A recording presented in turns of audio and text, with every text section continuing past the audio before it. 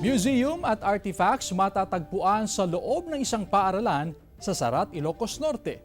Tunghayan sa report ni Gab de Luna.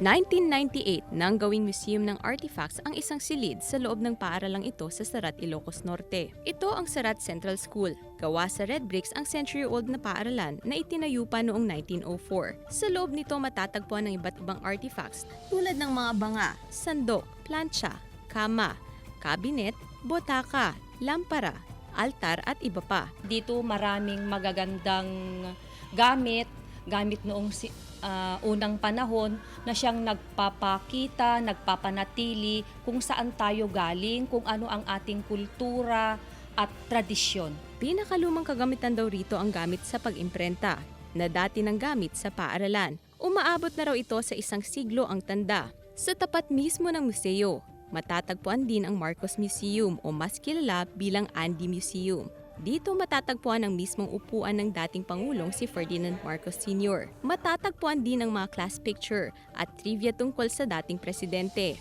Maging ang hilig nito sa mga langgam at ang palayo niyang Little Andy dahil sa kanyang maliit na height.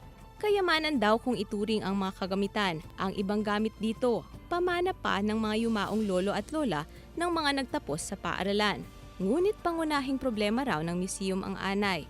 Upang mapanatiling mapreserba ang mga gamit, regular daw na nililinisan ng mga artifacts kasama ang mga magulang at estudyante.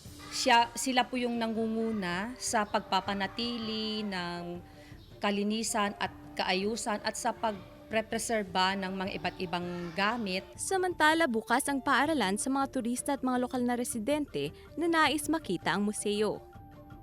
Kasama si Reynold Velasco, Gab de Luna, 1 North Central Luzon.